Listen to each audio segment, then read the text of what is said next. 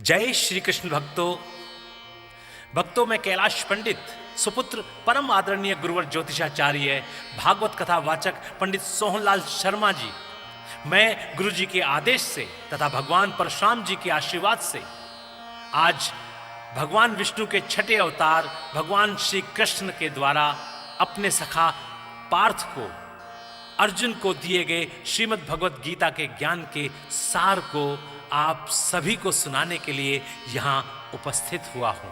भक्तों, श्रीमद् भगवत गीता के 18 अध्याय हैं।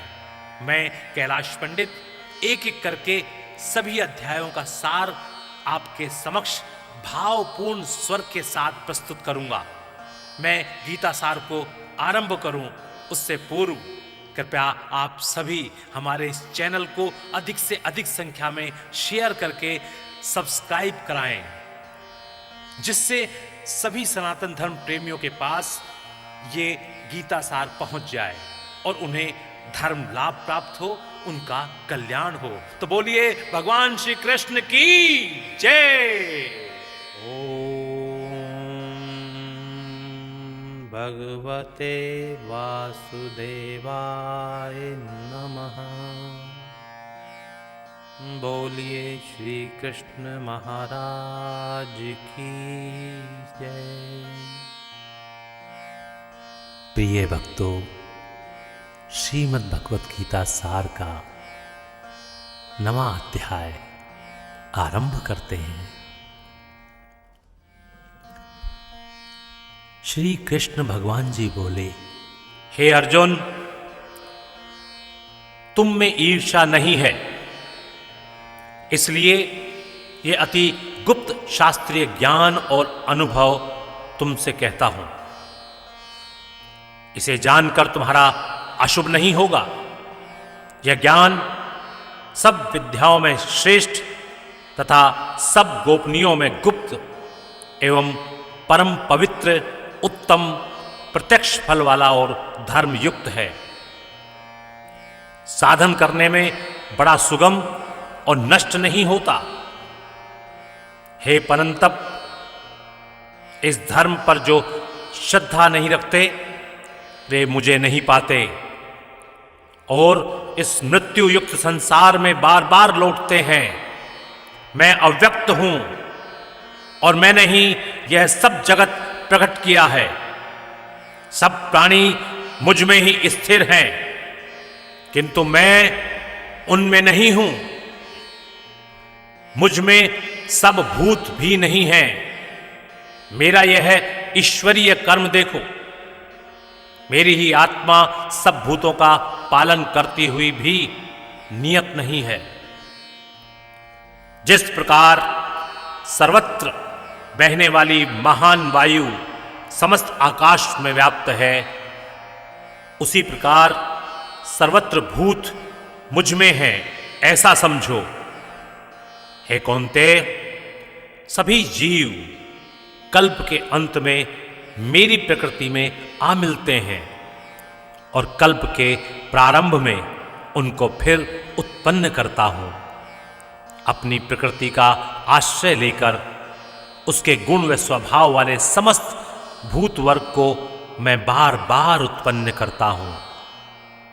हे धनंजय, मेरे ये कर्म मुझे नहीं बांधते, क्योंकि मैं उदासीन की तरह उनमें आसक्त नहीं हूं और स्थिर हूं। मैं अध्यक्ष होकर प्रकृति द्वारा चराचर जगत को उत्पन्न करता हूं। हे कौन्तेय, इसी कारण यह जगत बनता बिगड़ता रहता है। मूर्ख लोग मेरे परम स्वरूप को नहीं जानते हैं। मैं समस्त चराचर का स्वामी हूं। जो मुझको मनुष्य जानकर मेरी अवहेलना करते हैं, उनकी आशा व्यर्थ, कर्म निष्फल, ज्ञान निरर्थक, चित्त भ्रष्ट। वे उस आसुरी शक्ति के वश में हैं जो मोह को उत्पन्न करती है। हे पार्थ, विवेकी जन जो दैवी प्रकृति में स्थित हैं, वे मुझे संसार का आदि अविनाशी जानकर अनन्य मन से भजते हैं। वे दृढ़ व्रति सदा बेला कीर्तन करते और भक्ति से उपासना करते हैं। कोई एकत्व से, कोई पृथक्त्व से, और कोई मुझे अनेक रूप वाला अर्थात विश्व रूप मानकर उपासना करते हैं। श्रोत यज्ञ मैं हूं, स्मार्त यज्ञ मैं हूं, पितृयज्ञ मैं ही हूं, तथा औषधि मंत्र होम का साधन घृत अग्नि और होम भी मैं ही हूं।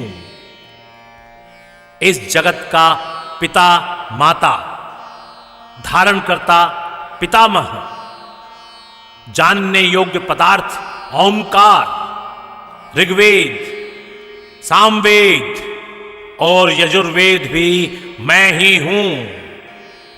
गति पालन करता, प्रज्ञ साक्षी, निवास स्थान, रक्षक, मित्र, उत्पन्न करने वाला, संहार कारक, आधार, प्रलय स्थान और अविनाशी बीज मैं ही हूं।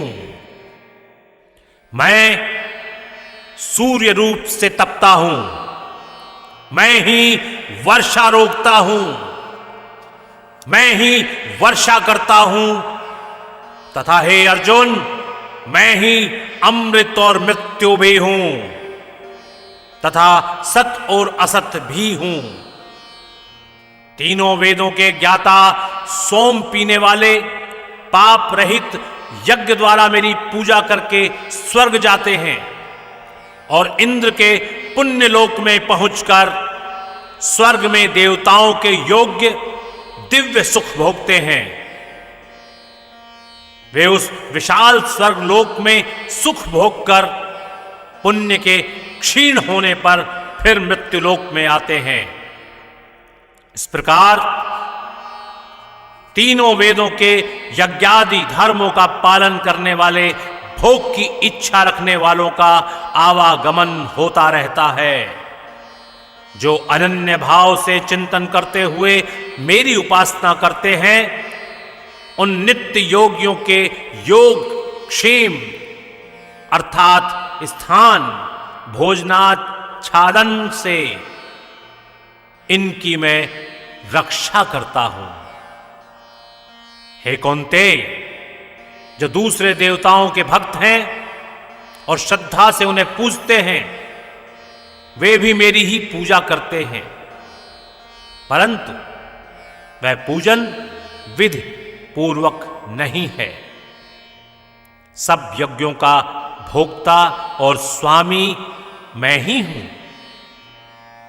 जो मेरे इस व्रत को नहीं जानते हैं, वे आवागमन से नहीं छूटते हैं। देवताओं के पूजने वाले देवलोक को प्राप्त होते हैं, पितरों के पूजक पितृलोक को पाते हैं, यज्ञादिकों के पुजारी यज्ञलोक को जाते हैं और मेरा पूजन करने वाले मुझे प्राप्त होते हैं। भक्ति से पत्र, पुष्प, फल या जल जो मुझको अर्पण करता है, उस शुद्ध अंतःकरण वाले व्यक्ति के भक्ति से दिए हुए पदार्थ को मैं बड़ी प्रसन्नता से ग्रहण करता हूं। हे कौन्तेय, जो तुम करते हो, खाते हो, वह सब मेरे अर्पण करो। ऐसा करने से कर्म बंधन रूप शुभ अशुभ फलों से मुक्त हो जाओगे और संन्यास योग में युक्त होकर मुक्ति व मुझको अवश्य पाओगे।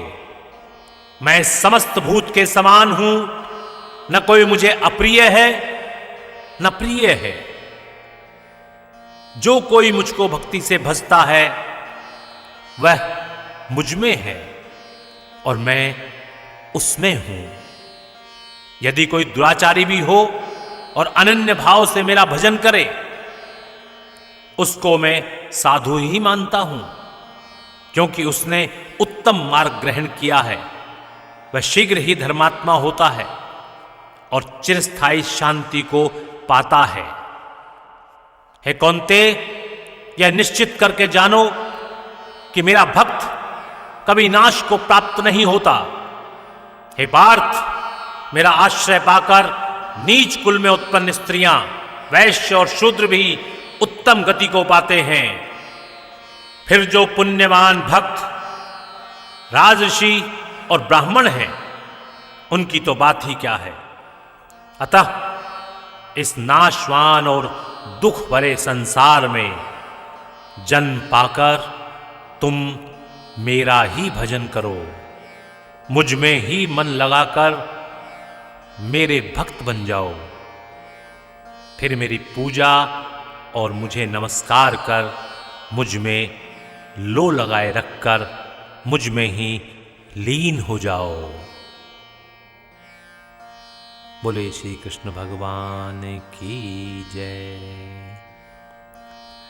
भक्तों, इति श्री श्रीमद् भागवत गीता सार नवम अध्याय। हरे नमः। बोले श्री कृष्ण भगवान की जय। ओम नमः भगवते वासुदेवाय। नमः नमः नमः।